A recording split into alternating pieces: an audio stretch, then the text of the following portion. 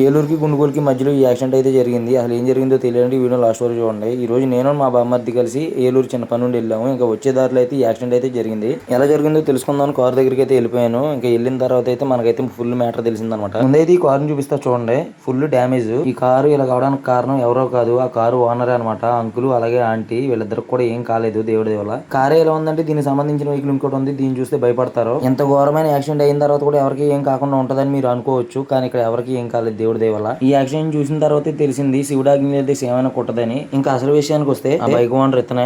ఈయనైతే మన గుండుగోలు నుండి ఏలూరుకి అయితే వస్తున్నాడు అనమాట. ఇంకా వెనకే స్పీడ్ గా వస్తున్న కారు ఒక్కసారిగా ఇతను గుద్దడంతో ఈయనైతే లెఫ్ట్ లో ఉన్న తుప్పల్లోకి అయితే వెళ్ళిపోయాడు బండితో పాటు. మెయిన్ ఇంత యాక్సిడెంట్ లో కూడా ఇతని ప్రాణాన్ని కాపాడింది ఒక హెల్మెట్. ఇతని హెల్మెట్ ఇతను కాపాడిందని చెప్పి అక్కడ ఉన్న పోలీసులు కూడా అంటున్నారు. అక్కడ అంత యాక్సిడెంట్ అయినా సరే ఎవరికి ఏం కాకపోవడం మంచి విషయం అని చెప్పుకోవాలి. బైక్ అయితే చిన్న చిన్నగా దెబ్బలు తగిలినాయంట. అది కూడా పక్కనే పడ్డాడు కదా తుప్పల్లో, ముళ్ళు అయితే గుచ్చుకున్నాయంట. ఇంకెవరికైతే ఏం కాలేదు. నేను ఈ వీడియో చూసిన తర్వాత నాకు ఏమనిపించింది అంటే ఏ బండి అయినా ఏ డ్రైవర్ అయినా సరే కొంచెం జాగ్రత్తగా బండి స్లోగా తోలడం మంచిదని నా ఉద్దేశం.